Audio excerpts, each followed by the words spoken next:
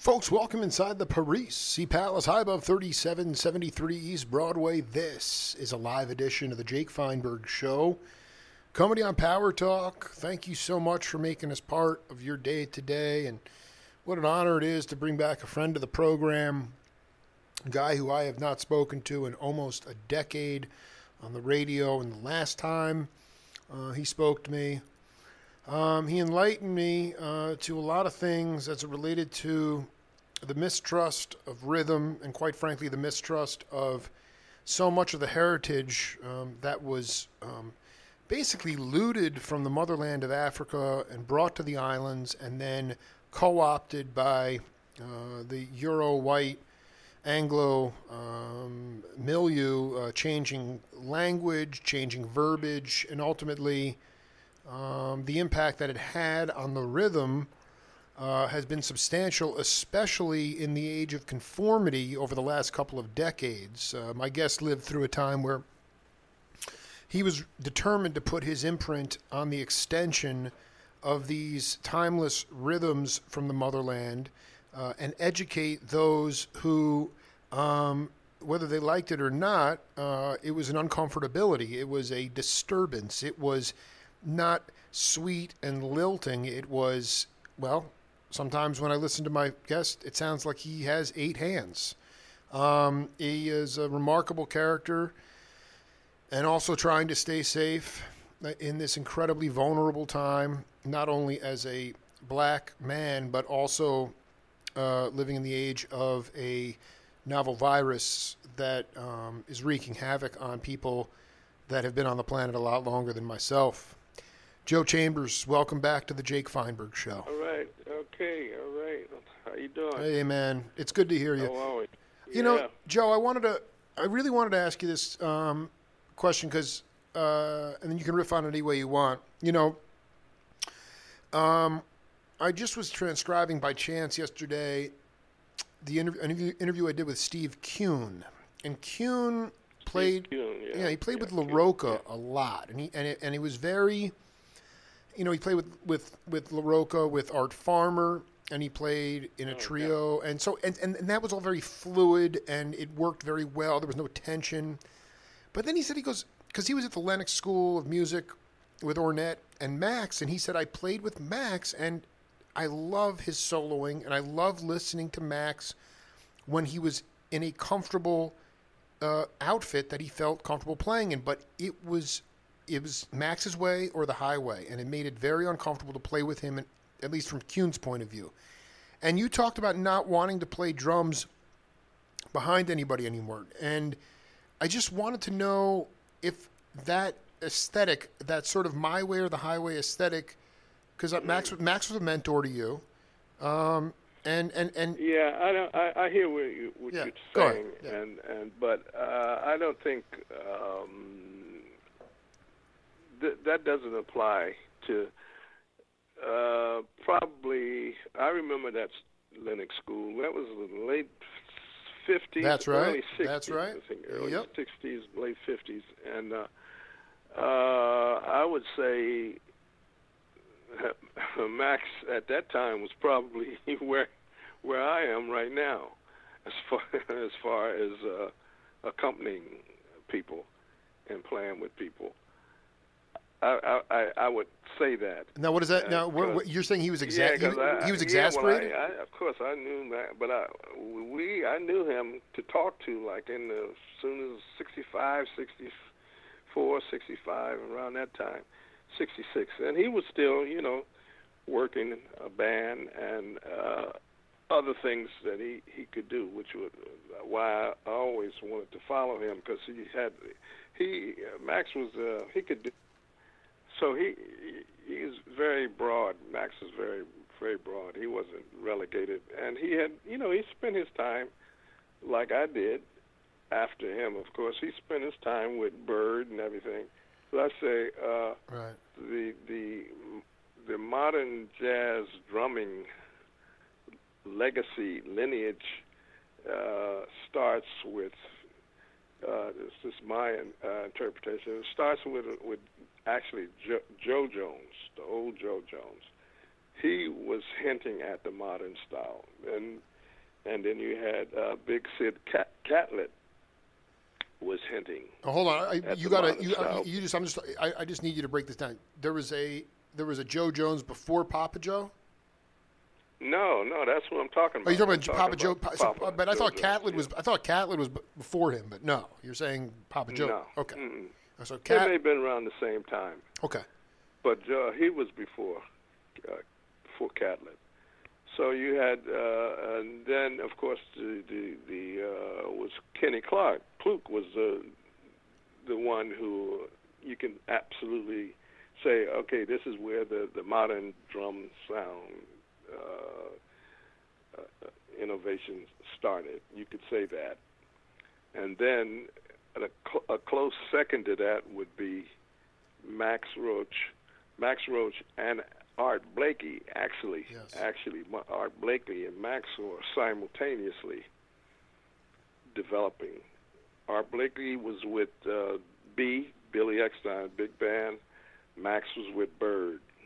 Oh, you still there? Dude, I'm having a ball. You use this word. Yeah. This word. So Max. Yeah, go ahead. So yeah, Max and Art Blakey were simultaneous in developing. Very different styles. And then Max got the next in line is Roy Haynes, because he gave Roy Haynes the gig with Bird. He had some other stuff he was doing, and so Roy Haynes is actually the next in lineage in the line. And then after that, okay, we got Philly Joe. We're talking about people of prominence now. All right, you're nailing it. Yeah, I love it. Elvin Jones. This is the word you said by when we talked on the phone. This dirty word that Max probably was feeling in '59, accompanying people. Why was that word a dirty word? Well, it's not a dirty word. No, that's not. I don't think that's the wrong word to use. I would say that Max did most of his accompanying, as well as Art Blakey too. Art, they were simultaneous. When you're working in a band as a sideman, that's which we all do. And he worked with Bird a lot. He worked with Bird. He also worked with Duke Ellington. People don't know that. He worked with the Duke Ellington band. And he worked in various situations. Doing it, we're talking 40s, mid-40s, late 40s, mid-40s, all up into the 50s. And he worked with Stan Getz. Actually worked with Stan Getz for a while, and made records with John Lewis. He was a freelance percussionist, like I was in the '60s. So that he did all of that work. Was doing all of that work until he organized a band with Clifford Brown, Max Roach. That's what everybody knows. And the thing about that, here's a little inside on that. That was actually Max's band, but when he got Clifford, they made Clifford Brown the leader. And I say they, the business. MRC, yeah. MRC and all of the people who pushing records and like that. They made it Clifford Brown Max Roach. It was really Clifford. It was really Max Roach. And I found that out. I didn't find that out till later. I didn't find that out till I was in New York in the 70s or something. He was that was his band, but they made Clifford Brown the band. But that's a part of the process of commercialism, of selling music and jazz in particular, and anyway, I don't know. Joe, I mean, this is so important. So, do you understand what I'm talking about? Joe, you know what? 10 years ago, you were way over my head. I am right with you right now. I need you. You made this statement. I mean, listen, all the great the drummer is the leader of the band in any context. All the great leaders that had these farm systems, quote unquote, were, like guys like Blakey, the Jazz Messengers.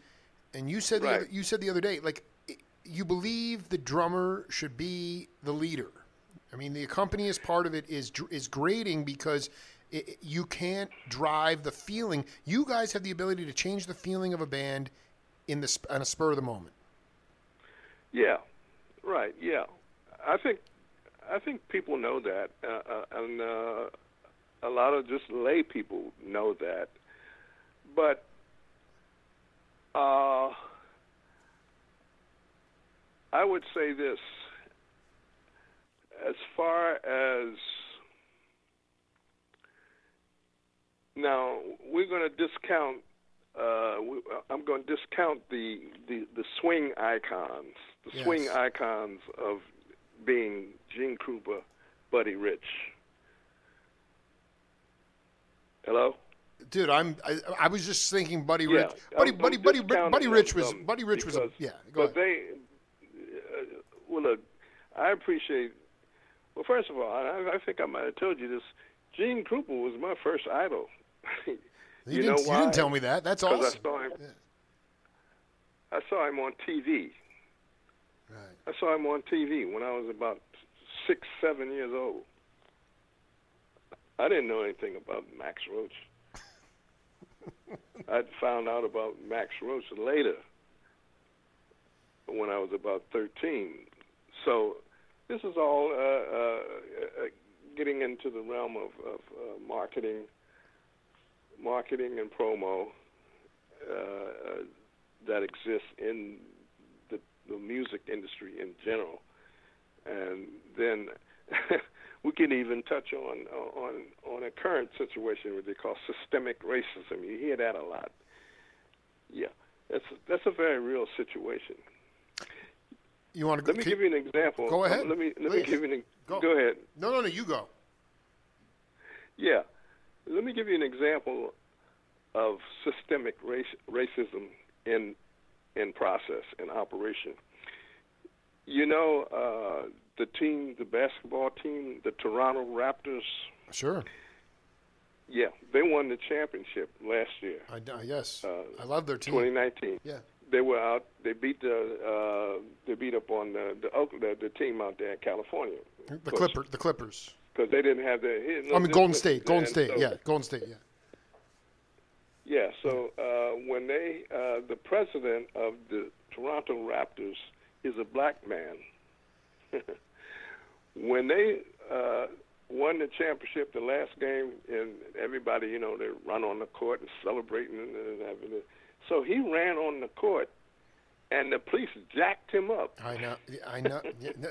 God. They literally jacked him. They grabbed him and flipped him, and then people had to come and say, "No, wait, he's the president. he's the president of the team." Oh, yeah. Oh, yeah. Well, that's funny, but that's real. No, that's not funny. How could this dude be the president of the team? He was the president. He ran on the court, and they jacked him. They got film of it. They flipped him and jacked him, and people had to come and save him. I want to ask you something. This is so okay. So, I just wanted to ask you about this whole milieu. I look back at your discography, and it's just astounding. We're talking one of the greatest drummers in the history of the world. Well, let me. No, I want to be very clear. You can riff on this any way you want. Bart's told me, but in the early to mid '60s, early to mid '60s. Who told you this? Gary Bart's early to mid '60s. Go ahead. Early to mid '60s, the jazz musicians were pretty much left alone. Nobody bothered them. They played their music, and then all their heroes got assassinated, and therefore, at that point, the quote-unquote angry message music that began to develop out of that created really, it was the beginning of the end for African-American classical music in some senses, And I wanted, you came up in the mid 60s, 64. I mean, you're doing all this amazing stuff with Andrew Hill, free stuff. Did you feel there was a certain, even though you were young, that you got? Let me give you my interpretation. I don't know what go ahead. What is your actual question? The actual question is, there was no color bar before basically before the assassination of M.L. King. No. Well, no, because I want to be clear. I mean, I've interviewed. I disagree with that. Okay, but I just want to be clear. Steve Swallow, Steve Kuhn, these guys were playing Birdland. They were embraced by their black brothers, but then when Kuhn went to Sweden from 67 to 71, not everybody, but when the black bands came over, there was a noticeable, icy difference because of the betrayal and the murdering. I'm telling you, Bart said, but in the early to mid 60s, they left you guys alone. Just play your music, leave it alone. You tell me. Well, I don't totally. I can kind of see that interpretation, but this is. I'm not going to disavow that interpretation because I know Botch he's a real, he's one of the real person. Absolutely. But here is my interpretation of what he's talking about. And okay, so I'll start where I left off with Max. Okay, Max R. Blakey, simultaneously developing the modern style, and see what you're talking about, and I think I talked with you about this before. The creation, the roots of rock and roll, very important. See, it was called a 30% surtax. Believe me, people have lost their minds with the ballrooms, and I think it's spot on. Nobody ever heard that history before, but we did vet that. You said that was the World War II tax on baseball stadiums, ballrooms, and that killed the big bands. Yes, it was. Yes. Okay, and then the creation of rock and roll out of by Alan Freed and a lot of people. They got rock and roll is basically a cover. It's a cover. They're covering race records, rhythm and blues, what you call race records, rhythm and blues. Right. The cover. They got some Elvis. Before Elvis was Hank, one of them rockabilly dudes. But that's what rock. Yeah, they put Elvis in the army to make him more white. Basically, is okay. Let me go on to get to the point, and then you had then they created the term, which the term comes from the lyrics of those R&B people. So R&B, so rock and roll is basically a cover, like I said, of rhythm and blues. Absolutely. And we go on, and modern jazz jumps out of the mainstream. It's out of the mainstream. It was the mainstream in the swing era, but it's out of the mainstream now. It's underground. But it still had a strong support system, the support system of the neighborhood clubs and bars that existed all across this country. And a very prominent of that situation was the jukebox industry. The jukebox industry, which was controlled by the mob, and the mob liked jazz. And consequently, the jukeboxes was filled with jazz, loaded with it. It had the R&B, but it had jazz all over the place. When I was little, when I was a teenager, we used to sit around and play the jazz all over everybody, trained and mostly, but more so the people like Horace and Horace Silver, the people who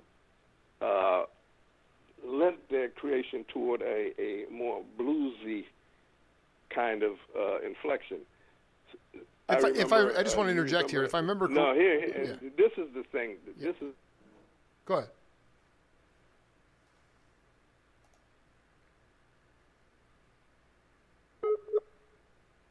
Said that. Now,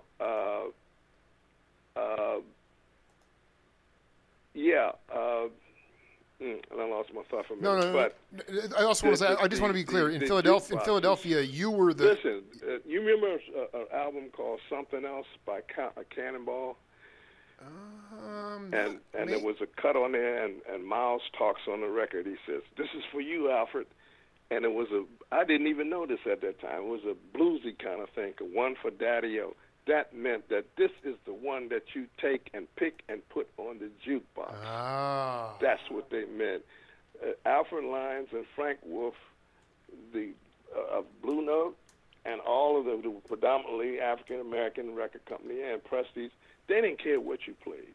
Believe me, as long as they could pick something out of the program, they could put on the jukebox. And that was what Miles was saying, that this is for you. That's the one that they, and so consequently you had people like Horace took advantage of that.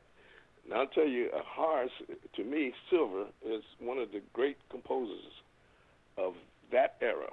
And to beyond. We've edited this. The songs and stuff he wrote, the pieces were, but listen to this. Now, Lou Donaldson told me, Lou Donaldson used to tell him, they said, Horace, you better stop writing that stuff. You're not going to make no money writing them tunes. That's what Lou Donaldson told him.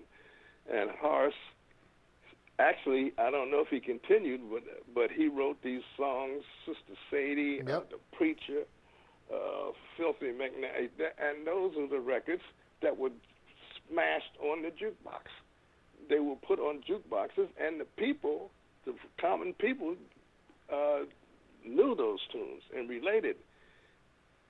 Poinciana by Ahmad Jamal was a hit. I mean, a literal hit. When I was teenagers used to walk around with the 45 in their hand of Poinciana. Let's be very clear, though, to the audience. This is important. Joe Chambers. Joe Chambers, a product of Joe Chambers, is a product of Philadelphia. His friends would be sitting around having a cheesesteak. They wanted to listen to R&B. You were the jazz fanatic. You were the one playing that stuff, not your friends. Not it was intoxicating blues music, but your friends were into much more pedestrian stuff. Yeah, just the regular. They weren't musicians. I'm talking regular teenagers. Right. Yeah. So here's the question, because we vetted. I want to know this. This is where the rubber meets the road. Shorter, Hutcherson, Shep, Rivers. The modern style. How did into that? No. I just want to ask the question. Then you can go. The question is this: the modern style rock was a co-opt of R&B. In your mind, the jazz masters of that time, Hutch, Bird, Freddie, what was their response to the co-opting the payola scandal with this music? I can't describe it. I'm not a musician. You're drumming on all of it. I'm talking early 60s. Yeah. Okay. All right. That group specifically, you see, I had met, I would give you the background. I met Eric Dolphy in D.C. when I was living in D.C. and working and studying. And he came down and played with us because Andy White had to go to this thing up in Tanglewood, classical thing. So Eric came and worked with us for 3 weeks. Okay, so we, it was a great time. It was a great time. So when I decided to move to New York in the fall of '63, Eric said, yeah, come on, we got some stuff for you. He assembled a concert at the Brooklyn Academy of Music that consisted of himself, Freddie Hubbard, me, Richard Davis, and Bobby Hutcherson. Oh, boy. We did the concert. It was recorded, and the people are looking for the tapes right now. Are you kidding me? They're still not... That was my intro. That was my introduction into Blue Note. Huh? No, but I believe the reason that I love you so much is because you carried on the extension legacy of rhythm from the Blakey and Roach. You just happened to be right place, right time. Right. So what did you do to extend that vocabulary in your mind? I can't explain it. I'm not a musician. I can hear it. You see, when I was in D.C., I was playing 6 nights a week in one place for 3 years, 6 nights a week. Incredible. But I was studying composition, classical composition. and I always liked that. So I wrote a tune called Mirrors, and it was a style of writing called mirror writing. That's what the song was to implicate. And so Eric Dolphy did this album called Out to Lunch. I wasn't even on it. He had Tony Williams on it, but he invited me. He said, "Come to the rehearsal and bring music." I came to the rehearsal and brought that chart, and Tony Williams was like in awe. He was in awe of it because he wasn't writing music. Freddie Hubbard liked the song. Said, "I like this." And boom, and he recorded. That was my intro into Blue Note, right there. Eric Dolphy was setting me up. He set me up. Told me to come to rehearsal so I could meet those people, Alfred and them. And then Freddie did his first record after he left Blakey. So that is my intro into Blue Note, right there. No, and thank God. And as far as the drumming style, yeah. You mean what I brought to the drumming? Well, because dude, the stuff my favorite music is everything that you're on, man. I'm talking like. It's great that you got connected into the ultimate jazz record company, but it's like, right. What did you do? Because Tony, those Plug Nickel sessions in '65, I'm curious to get your view on that. But what were you doing different from Tony on the kit that fostered that individual sound? There would probably nothing. Probably nothing different. It just came out like that. But your identity comes out. Yeah. I would say one thing that, particularly for the first record that was Breaking Point, was that Freddie Hubbard started the band, and we worked for 6 weeks. 6 weeks. We had 6 weeks work, and then we went right in and recorded. Hello? Yeah, so you were ready to record because you were here's the thing that happened. Freddie Hubbard was playing. He played a lot of breakneck tempos, really extreme breakneck, fast tempos. And when he would play those tempos, extremely fast tempos,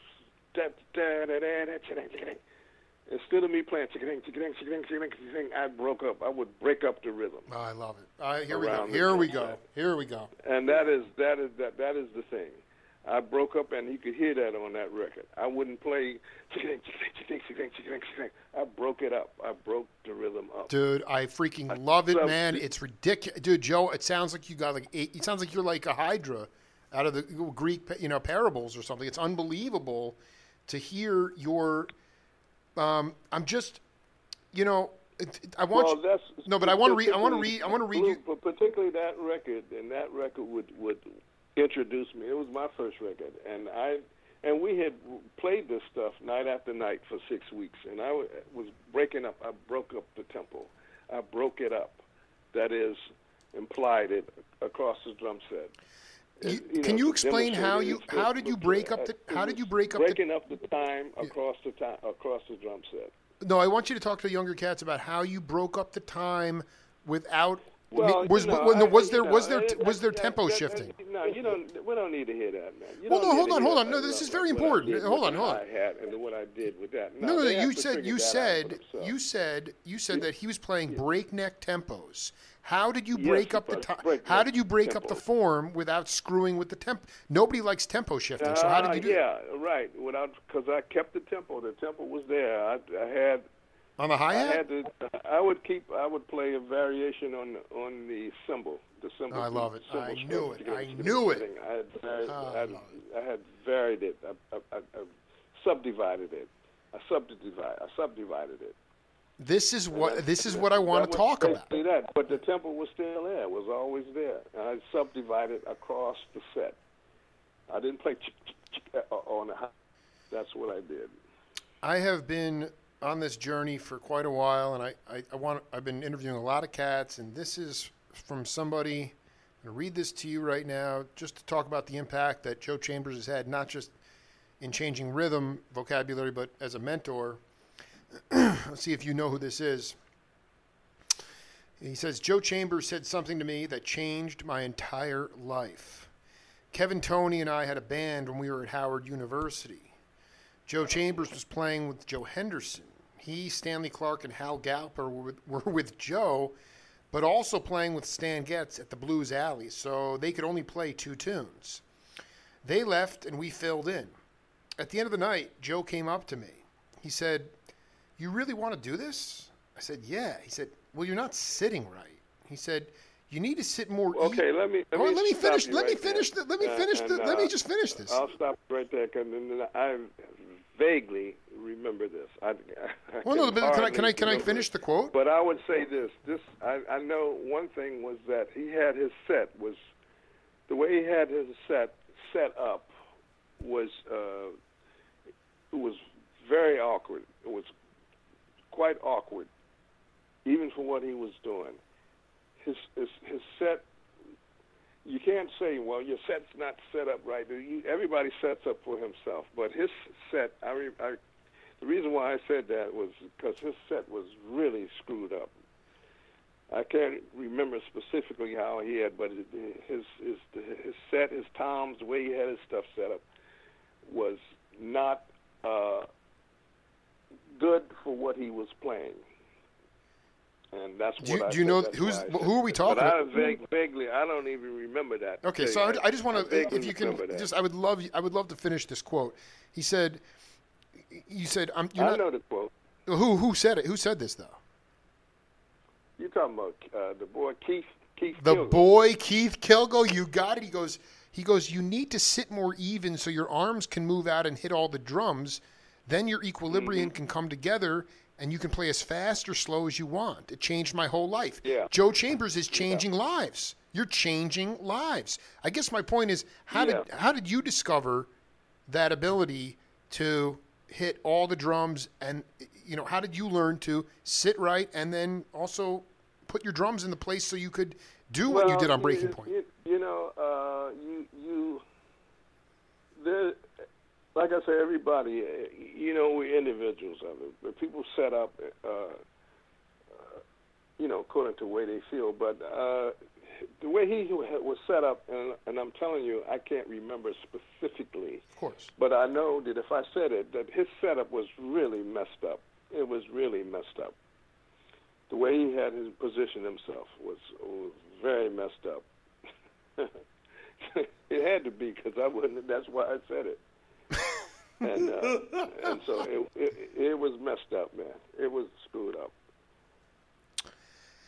I want to go back to the modern. So Blakey and Roach cooking, and then is there anybody between them and Chambers? Tony Williams and Chambers. Yeah. There's Paul Motion. Oh no, there's why Roy is it Haynes, dismissed? Roy Haynes. Yeah. I gave you the lineup. The lineup is Roy Haynes, Philly Joe, right, Elvin Jones, and then there's a gap between Elvin and Tony Williams, and Joe Chambers. That gap would be filled by me, and also Pete Larocca, actually before me. Pete Larocca is the gap between Elvin and Tony. You're right. You're absolutely right. Pete was timbale player. And I've done this, clinics and stuff, and people don't. A lot of the average person don't know Pete Larocca. You know him if you listen. Pete was actually he played Latin music. He played authentic. He played timbales. His name is really Peter Sims, but he changed his name to Larocca because he was working them Latin gigs. So Pete actually brought the Latin. He brought the Latin to the set. He brought the Latin feel to the set. Pete and I want to get you on this because, like Max Roach, who made it uncomfortable for people who he didn't like playing with, Pete Larocca said, "I'm tired of making other bands sound good. I'm going to become a taxi." He said, "I'm tired of making other bands famous. I'm out. the drummer's aesthetic, the idea of saying the drummer is the leader. Pete was like, I'm tired of giving other people the accolades. He went to law school, drove a cab, and pieced out. And what I'm saying, Kuhn played, I mean, you have to be honest. I mean, you working under Max Roach, you know Max did not tolerate, he wanted people that he felt comfortable with. And if he didn't, you could feel the tension. You could, I mean, Big Black and him almost went to blows, and he's a conga player. But I'm saying Steve Kuhn said it was not comfortable playing with Max because Max wasn't digging him. Well, I don't know if he wasn't digging him or whatever. You have to realize.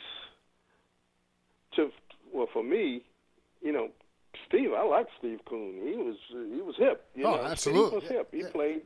He was like a extension of Bill Evans. Right. He overextended Bill Evans. He was hip. You know, he could drive. You know, the fact of the matter is that and Miles said something too, and it's fairly recent. Just said, man, he was talking about white musicians. He said, well, you know, white musicians play behind the beat, and that is a true fact. Right. See. Hello? Dude, I'm waiting. This is new enlightenment from Chambers. Go ahead. Listen, man. Yeah. You first of all, one thing that when I do my clinics and stuff, and I talk about this, you have to know the difference between time and pulse. See, when you get around certain musicians, well, it's time. It's the time. Now, you don't play time. Right. Jazz musicians, good rhythm players, they play pulse. Exactly. They don't play time, they play pulse. Dig. And you want to know the difference between time and pulse? Yes. I'll just give you this. I need to illustrate it. You get a rubber band. Take a rubber band. You see, just a rubber band. Hold it and pull it. And pull it, and stretch it out. From the base of where you're pulling, that's the time. But where it pulls out and stretches out, that's the pulse. Can you do that? Can you say that one more time? I lost you on the last part. Get a rubber band. If you go get a rubber band, you probably got a rubber band sitting around somewhere. Yeah. Not in the studio, but I will. I'm interested. Continue, please. All right. Yeah. Just realize you ever take a rubber band and you hold it and then you stretch it and pull it. Yes. You're realizing that, you know, the base from where you're pulling, that's time. But when you pull it out, that's the pulse. The situation of the pulse. That's pulse. It's still connected to time. It is still connected to time as you're holding it. But when you stretch it out, the base is still there, but this rubber band is pushed out. That's pulse. See? Right. That's the difference right. between time Right. and pulse. Right. So you're talking about on top of it or behind or right on it. So that's the thing. Now, you don't really, I said this too, you can't verbalize swing, man. You can't verbalize swing. And so the only musicians, now I'll tell you this, Chick Corea is a pianist who understands that, and he plays pulse. But your average, and this is a fact, it's not racist or whatever it is. The average white player, they don't, unless they go up and hang out and play, they don't know what they play in time. They play time, and they don't drive. They don't know how to drive. Listen, McCoy Tyner was I said this too. McCoy Tyner was the one that was driving that band. You know, everybody thinks it was Elvin when they played, and they played different tempos, ballads and stuff. But when they played hard and swung, that was McCoy.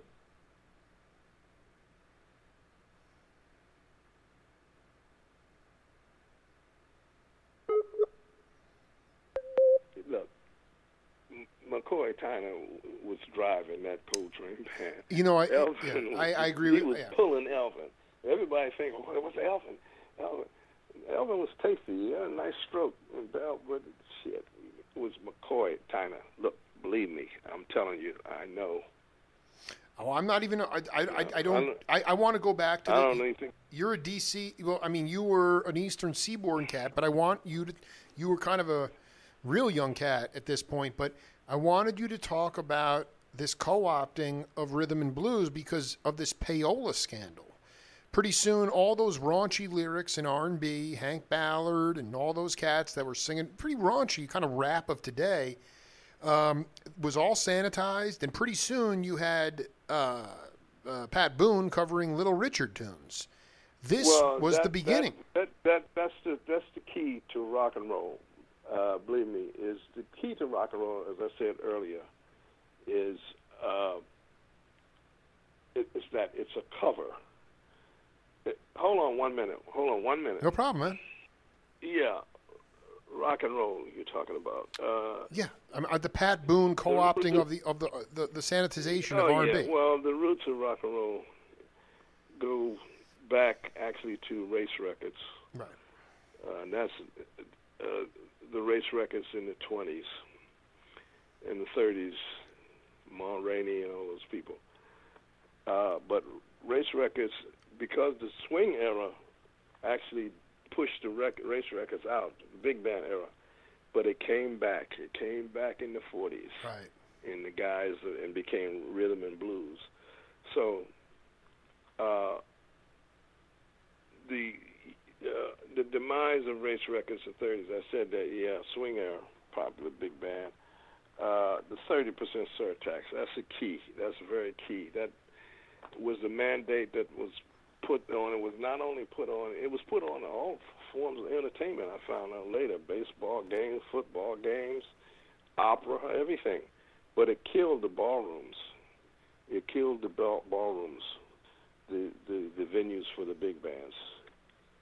And ushered in, and then they, of course, ushered in the bebop, modern jazz era. Right. So that doesn't, I mean... And then no dance policy. There was, the aesthetic was, aesthetically, it was more of the Castle Bird, and then really actually wanted more solo space.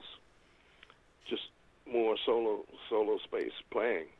When the ballrooms died, when they killed the ballrooms, they used to put up signs, and you can go back and get old downbeats and stuff, and they put, well, I'll put it like this. If you jumped up and started dancing in Birdland or any of them joints in New York today, they'd come and sit you down. Jesus. They'd throw me out of the club today. I know they would. But you could still dance to bebop, but because the ballrooms were done, they felt like they tried to somehow the rap got out that you couldn't dance to bebop, but that wasn't true. The writers. Oh, God, I hope I wouldn't have been one of those guys. Out. Yeah. But it wasn't true. The fact of the matter, because I danced to bebop. Exactly. I danced to bebop. When I was a teenager, and would go to the dances, they'd play the hit R&B tunes of the day, but they would play these jazz tunes. They would play jazz tunes, and then we would get up and dance and do the bop, what we call the bop, and ballroom, the ballroom and the bop. And we had solo dancers. They did what they call the skitty dee, and that was like sliding all across the floor. So can I ask? I want to ask you, Joe. This is so important. The fact of the matter is that what stopped the dancing was the surtax. The 30% surtax stopped the dances. And like I said, if you got up and started dancing in them places today up there, they'd sit you down, put you out, or sit you down. Oh, absolutely, 100%. I mean, I want to be very clear, though. So the ballrooms, big band was made for dancing anyway, but, I mean, I have to believe that, like, that Bird, Diz, Sonny Stitt, Miles, those guys weren't dissuading cats from dancing. Right? I mean, you're telling no. It was, and so the Blue Coronet or something, like, was that place just not didn't have a dance floor, like you couldn't get up and no, it didn't. No, yeah, it didn't have a dance floor. Okay, so they Did not. yeah. So then all of a sudden the rap came out. Oh, the music is too fast. You can't dance to it. But in fact, it just went because of smaller venues, and then all of a sudden it became constricted. Right. Yeah. Yeah. That's right. Yeah, and so then the venues became the small clubs became prominent. Well, I was and then they used to have signs, and this is probably when I would say in the 40s, in the jazz joints, 52nd. They used to have signs that said "No dancing." Oh, no dancing. God, that is it's like now with coronavirus, no dancing, you know. No dancing, yeah, and that was because of the surtax.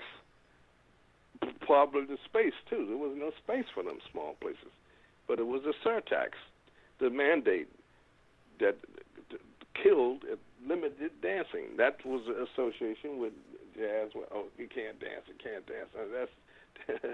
and that's not true. Because I danced to jazz, and people did dance to jazz, and them cats used to play for dances. Bird in them. Oh God, give me I mean, this is okay. I want to go back to the rubber band thing. Miles said white cats play behind the beat.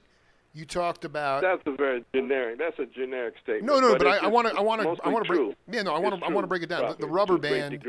So where does the time is when you stretch it, or I mean, so from the beginning of from the beginning, and then the more you stretch it out, that's where pulse comes in.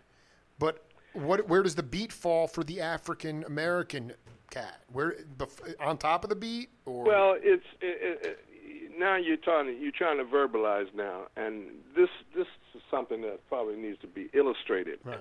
And you can even listen and still. What we call the clave, the Latin cats call the clave. The clave is a key. The clave rhythm for jazz or all American forms, you could say, is 2 and 4. The accent on 2 and 4. Check. 2 and 4. Mm-hmm. That is the clave. For you understand that? Absolutely. Yeah, that's the clave for just for everything in terms of not classical music. We're talking about pop, rock and roll, anything jazz related, in all forms. It's just 2 and 4. If you can hear it today, you hear it today when you listen to the TV. I said it's been. I'm trying to find a word. That's why I don't want to play drums today. Everything is. I'll give you the story behind that too, but. Yeah, it's 2 and 4. See, and here's the other thing. And Latin music, real guaguancó now. I'm not talking about salsa. See, salsa is a degradation of guaguancó. Right. The Cuban, the salsa. Oh, salsa. That's the bullshit music. That's like rock and roll to jazz. Right. It's the New York Latin, the state side. The bastardized the real, one, yeah. The real Afro-Cuban, Afro is Cuban, is guaguancó. Now, they're on 1 and 3. 1 and 3. I know you don't understand that. But no. First of all, please. Their clave is on 1 and 3. Their clave is on 1 and 3. Right, but I mean, Gordon Edwards told me white cats clap on 1 and 3. And black people clap on 2 and 4. Yeah, but here's the thing. That's true. It is true. Yeah. But the Afro-Cuban guaguancó is on 1 and 3. Wow. But that I think that's a little beyond you. But you don't limit me, man. No, listen, I need to know, because again, we're going back to the pre-color bar in jazz, in my opinion. I know you spent time at W. Eugene Smith's loft, and that was in the Flower District of New York. You had the Hal Overton Big Band there, the Thelonious Monk Town Hall Band there. Like I said, Joe, before our leaders, were assassinated, there was no color bar. You tell me if I'm right or wrong. Well, there was no color bar in the music. That's what I'm talking about. From the very beginning. Discern. In that sense, but hello, but you going back to Bartz's. No, I'm not going back. I'm going back to Steve Swallow, who used to cook with all the black cats in the early '60s, the Kuhns. And right. Yeah, he used to come and he used to be uptown too. See, he remember uptown. Right. He remembers going to. I remember reading something that Swallow said about the clubs. And he used to work in the black clubs. You see, and that's why he used to work with Vernon Biddle. Yeah, that's what you're getting back. That's why Chick plays the way he plays, because Chick worked with Willie Bobo. He worked with Latin, real authentic Latin bands, and then he worked with Blue. I was in the band with Blue Mitchell. We were in that band, and Chick was thoroughly engulfed, and he knew where the beat was. And then he got with Miles, and then I heard that what Swallow said, and that's true, because Swallow was around at that time, and he probably worked uptown, did a lot of gigs uptown. But you know, the clubs, that scene, that's another social study. Well, I'm in all these studies, and I've been doing it. I mean, I haven't talked to you in 10 years. I've done 2,000 interviews now. Ronnie Freed, the drummer, was a Dennison at one time. Sonny Clark was there on several occasions. You know, at 7 o'clock in the morning, the trucks would arrive from the countryside and dump off tons and tons of fresh flowers, and this wonderful scent would rise up into the lofts, and they'd just be finishing up. I mean, it was a magical experience. But your compositions that you started to procure, that people were getting off on, Tony was getting off on, how did you blend that third stream? I mean, were you the first cat to do that third stream? Well, no, I wouldn't say that. Well, I would say this, that the reason why when I brought that tune to that rehearsal, and that Eric Dolphin told me to bring, and Tony Williams. Tony wasn't writing. No, he wasn't writing music at that time. Well, he might have just been beginning. He was a beginning. He was the only drummer that was writing of note was Max Roach. That's it. The only composing drummer was. I mean, the guys might have been fooling around trying to, but he was a noted composer, even at that time. Max Roach. No other drummer. None. Where? Who? Nobody. Except then the young Joe Chambers comes in. Buddy Rich and them cats, they couldn't write their names, you know. Ooh, yeah. No, I mean, they could play their ass off with it. Anyway, the point is that Joe Chambers, you started to craft, and what I'm saying is oblique. I did that. I was doing that before I even got to New York. Well, that's why I'm obsessed with Joe. That's why I'm obsessed with Joe Chambers. So I'm saying, can you talk about how you stretched the vocabulary of the music through your compositions?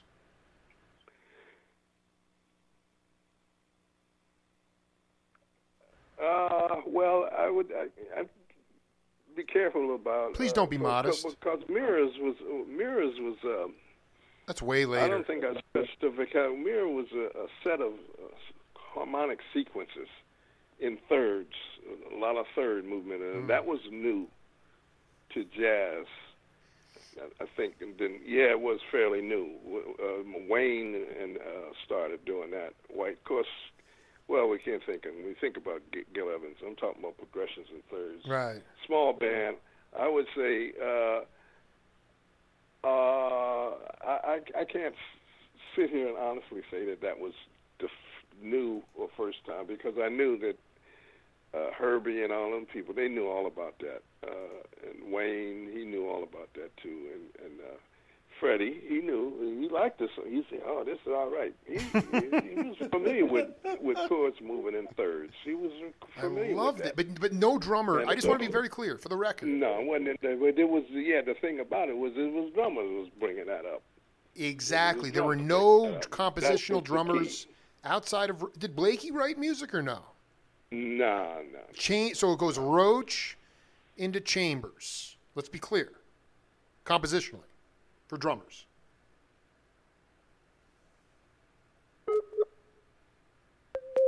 I could say that. The thing I found that when I was teaching in New York at the New School, there was some drummers coming in. They were writing. They was all bringing in charts too, because they hadn't been listening, But they were bringing in charts. And stuff But I like mean, that. that was 40 years after Chambers was doing it. I mean, the thing, Charlie Persip, best big drum, best big. No. Then Charlie is, he's gone. No. What I was going to say is, rest in peace. I'm saying, do you believe he was the best big band drummer of all time? To me, there's no best big band drummer of all time. There is no best big band drummer. No. Okay, so just to be clear, this is so hip because I can hear it in the music. The savants and the avatars, the Shorters and the Sheps and the Herbies and the Bobby Hutchersons, they were digging on thirds and the songs you were writing. Oh yeah. I mean, like. Now let me put this into you. Let me put this. Go ahead. And I might have told you this too. Listen, you know the writer Stanley Crouch? Rest in peace. Yeah, Stanley Crouch, the writer. Yeah, he just died. Did he? Oh my God! Yeah, I mean, literally yesterday. Oh my goodness! Yeah. Oh wow! Yeah. Oh, I gotta. Oh. Yeah, you got to get on. No, I mean, it's a big loss. I understand. Go ahead. Anyway, he said, well,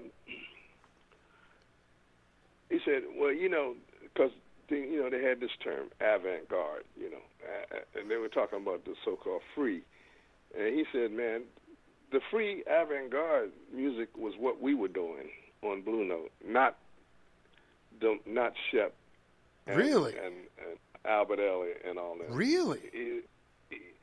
He said that. He said, man, and I was the first I heard of it back then, because those cats was doing their thing around, but I didn't say anything about them. Wasn't nobody putting them down. Now, except for Eric Dolphy doesn't belong in them class. Eric was a traditional musician. He knew changes. He knew everything. He could play. He played in the orchestra, in the American Symphony Orchestra. So he's separate from them dudes. Even like Train is separate. But them cats, even Shep and Albert, them cats couldn't play no tunes. They couldn't play no changes. Okay, this is really important. So Crouch, going back to Crouch, rest in peace, Stanley Crouch. He identified these mid-'60s Blue Note albums as the real avant-garde stuff because there were actual they were actual tunes. Well, yeah, because you could hear all the tradition in what we were doing. We could swing, we could play the blues, and we played changes. We was running through changes. We just stretched it out. But them cats couldn't do that. Well, what could they do that was inspired? Were you inspired by them? What they could do is what they did. What they did, that's what they could do. Well, what were they doing? Was it noise? Yeah. It was noise. Also, Okay. what they call altissimo. It's called altissimo. The squeaks and squawks. Altissimo. That's what they do. They couldn't get a job at Radio City or a job backing a singer or something. They couldn't do that. Squeaks and squawks. Dude, Crouch was spot on because they couldn't. Them cats, Albert Allen, they couldn't get no job playing on Broadway or playing on the Radio City Music Hall. They couldn't do that shit. They couldn't. I mean, isn't it fair to say that what they did? Right, and it wasn't commercial either. Whereas the Blue Note stuff was. The Blue Note stuff was commercial. Absolutely. And it got played on the radio. Absolutely. Unbelievable, Chambers. You're making so much sense right now. It's unbelievable. Do you have memories of playing with Train and Shep from Newport in '65? Yeah, of course, yeah. I mean, what was that? Was that the first time you ever played with those cats? Or not maybe not Archie. Well, I played with Shep, and that thing at Newport was Bobby was on there, me, Bobby, and Bobby was he was like me, he was traditional. And then who was the bass player on that thing? Let me look that up. I can't remember. I'll get it to you. But What was that experience? I mean, that was something. well, that was it was just like it was just playing, just Do you want to take a guess at who was playing bass?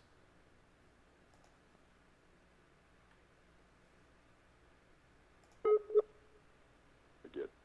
It was Bar Phillips. Yeah, Bar. Yeah, Bar was a traditional. He worked. He was professional. We was just, we just had a gig and just playing. wasn't no thing. You can't have a Shep played reasonably well, enough. But Shep got better, He got better as of today. He can play changes and stuff. Even like Pharoah Saunders could play changes. Way back then, he was playing changes.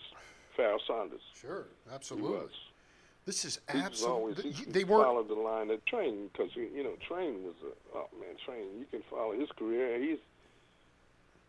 Even when Train started doing the altissimo, they accepted it because they heard him play before. Well, he knew he had such an understanding of his horn that when he started to play that trance music, that it was okay. The prayer music. Yeah, because. I mean, this is so freaking. I mean, what, Joe? Why won't you play as an accompanist anymore? Well, listen. I've played with everybody. I played with everybody that I wanted to play with. Everybody I like is Right. gone. I know. For one thing. Yeah. They're gone, and then. You're not gone. No, but see, there's a certain thing. What Max is that? There's a certain thing like playing drums and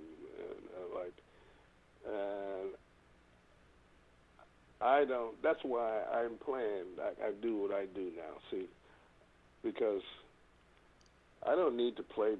I write better music than most of these people, so I can make my arrangements and compositions. I don't need to be. That's my attitude, man. If I can't learn nothing, so I can write for orchestra, big band orchestra, and I write. So I don't need to be playing behind any and everybody, man. Shit, I've done that shit. Later for that. All right, let me just stop you there for a minute. I don't want to say resentment is the wrong word. It might be not the right word, but the fact that drummers are not. We got to no. Let's cut this off right now. You got a lot enough information because there's something else involved in this too. There's something else sociological society involved, and I hinted at it because I told you. You see. When Max and Clifford got together, that was Max was the band, but they turned it around and made Clifford the leader. See, because they didn't believe that a drummer could be a composer. Well, no, you're getting deep now.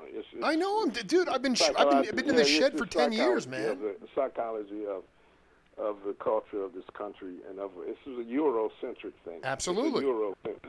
Yes, a Eurocentric attitude. But I mean, I think it's pretty.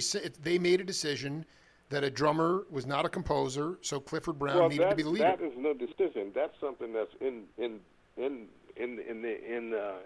inborn with. That's something that carries over from Europe, from the whole attitude of Caucasians and the Caucasian culture in Eurocentric music. That carries over right to this very day.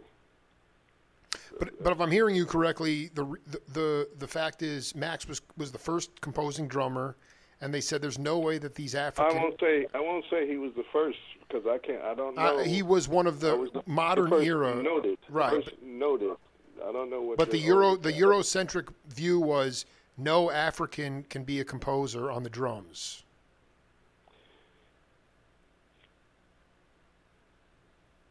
No, you're rephrasing it. Well, why did they give Clifford the nod then? Was he more beautiful than Max? Well, I mean, no. Well, because he probably could sell better, and yes, it had to do with the whole idea of drums being. In other words, I'll give you another example. These are real live examples. Thank you. This is all We touch it. This is systemic, institutionalized. Absolutely. At the new school, they cut out the. I'm not there anymore, but Amir Zias, he's a dude. He's from Israel. He's the head of the percussion.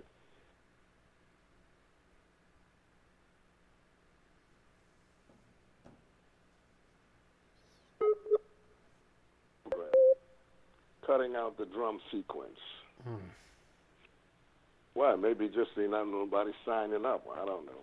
But they're cutting out the drum sequence at the new school.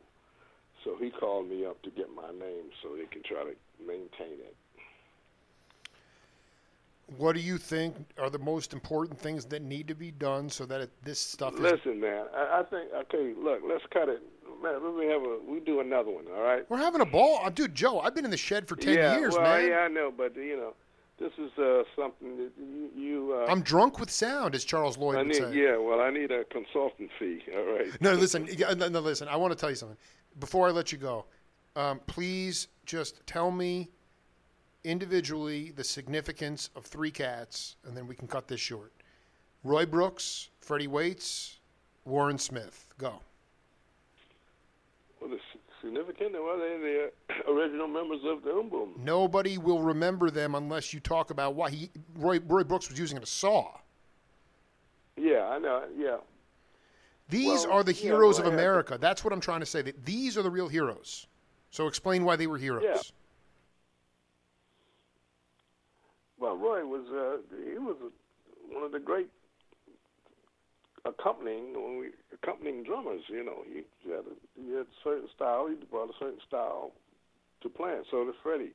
A certain style of playing and accompanying. Freddie was excellent accompanying drummer in a lot of situations. He played behind a lot of singers, and he did a lot of Motown work. Roy too. Warren is a what you would call a legit percussionist. He went to University of Illinois to study percussion. So he knew from a classical or Eurocentric point. He knew the timpani. He knew how to play timpani properly. He knew mallets and all that stuff. So that's his thing. He was what they call a legit. He played in shows and all kinds of stuff. And they didn't. I mean, Landrum didn't vibe with Roach, so they brought in Mantilla. Rest in peace. But I guess I got Mantilla. I want to be very clear. And M Boom. The reason everybody got off on that was because the drummers could finally play their freaking compositions together. Those live performances are burning, right? Am I right? Yeah, that's good. Yeah, that's a good thing to say. Right. I'm going to work on that consultancy fee, and we'll get going on another party. Hold on. Let's do. We can talk again. Let's cut it right Thank now. you, Joe. Yeah, I love you, man. Thank you, bro. You got enough stuff. You can formulate and put all this stuff. Yeah, man. Thank you for dropping knowledge on me, man. Be safe. Okay. All right, be cool. Well, you know when you belong. You found your voice. Thank you to Joe Chambers. Before that, Vince Denham. This is the Jake Feinberg Show. We will see you later.